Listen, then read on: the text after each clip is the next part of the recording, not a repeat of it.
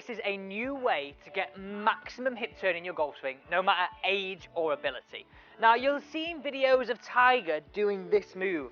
Now, if you've copied that, one, it hurts. Two, I never, ever, ever would teach somebody to do it that way. And I'm convinced that's why Tiger got injured. You're putting so much pressure in the wrong areas, and it's not easy to open up. Follow the simple routine to get more open, therefore generate more power, easier, as I say, no matter age or ability.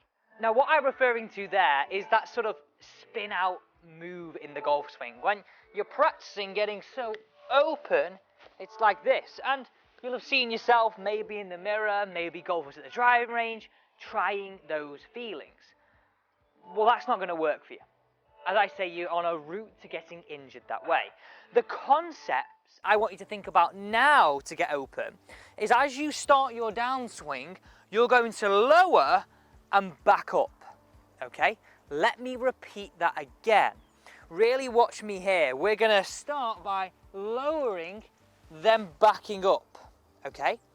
Now, all I'm thinking about there is going low in this direction and backing my bum backwards.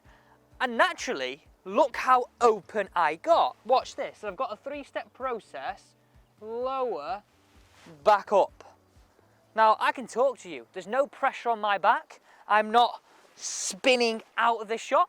So I've got a three-step process for you to follow, and I've broken this down into a way in which I know it will come into your swing. So the simplest way of thinking about this is the reason why we've got to get lower is if I want to rotate as far as I can and I don't get lower, that's probably about as far as I can go. Now, if I stand here, go lower, look how easily I can spin round. Now, I wouldn't recommend trying that, just for me to show you the reason why you've got lower is because then you can use the ground. And you might have heard these references before. So with every good turn in the downswing, you have to have a good turn in the backswing. You've got to create this butterfly mirror image. So the first thing I want you to really think about is that you have some amount. Obviously, some people will be able to get more separation than others, and this is all stage one here. But we've got to practice this, right? Have a look at me here. I've got to feel that my shoulder line has somewhat turned more than my hips. You don't need alignment sticks, but if I just hold these here to show you, my shoulders have turned somewhat more than my hips. We don't want them turning the same. We don't want them not turning at all. So practice firstly and just hold two golf clubs there just to get, okay, I've got that. I've got some form of separation. That's stage one. And you know what I always say to golfers? This is something that you can do at home in front of the mirror to really feel that first element. We're now going to work on the drop. So the drop, this is the bit where a lot of golfers find it hard to sink, but when you get it, wow, oh wow, you will never be as open like this and you have been before when you get it. So again, I'm just going to keep this across my hips. You don't need it, but it's just for you to see. We're going to stand here, we're going to practice this with our arms like I have. We're going to turn it to the top, and all we're going to do now is practice getting lower. Now look at my hips. Now as I'm doing that, I'm trying to feel my chest stays pointing back. Watch that. Don't overcomplicate this, by the way, guys.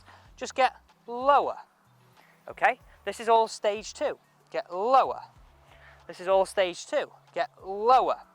Now if I asked you just to go, okay, back it up for me as you do that. Back it up. I tell golfers this all the time and they just go up, lower, back up. Wow. How easy was that to get my hips open? Crazy, watch that. Lower, back up. My range of motion goes through the roof because now I'm creating the space to do that. I'm not stood here like this thinking, blooming heck, I can't get any more open.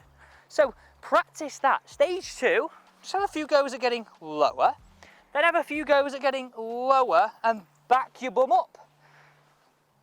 In that phase, you can really see how this new approach to how you move your hips actually gets you to open your hips for the first time ever. So it's now time to hit one away. Have a look at this shot here. One, I can't hit a drive any better than that. But the reason is, and the reason why you will not only become more consistent is when you tried to open up before, your arms were getting sort of jammed behind us and we sort of had to throw the club head at it. Look at the space you now create practicing lower, backing it up. Look how I get that real open look of my left side over the golf ball, a real simple way of doing that.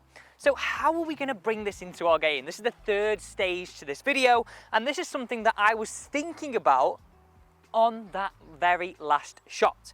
So what I feel here is that as I'm getting to the top of my backswing, and listen to how I say that, as I'm getting to the top of my backswing, I've got the idea of lower, back up, and lower, back up. And before this, I would have this little bit of a routine. So I'd stand off my golf ball, I'd have one practice swing, lower, back up slowly. I'm really backing my bum, almost feeling like I'm turning my bum away from target. I then do it in a full motion. And as I stand over that shot, I think about my left bum cheek trying to get over my right heel. I know that sounds crazy, my left bum cheek over my right heel to really get that lowering and back it up out the way. 2 for 2 drives that I cannot categorically hit any better and get any more open for me. Now, as I said at the start of the video, you can do this to whatever degree you can. What I mean by that is if you've got great flexibility, do it as much as you can. If you've not, something you can work on and bring into your game. Remember, lower it, back it up.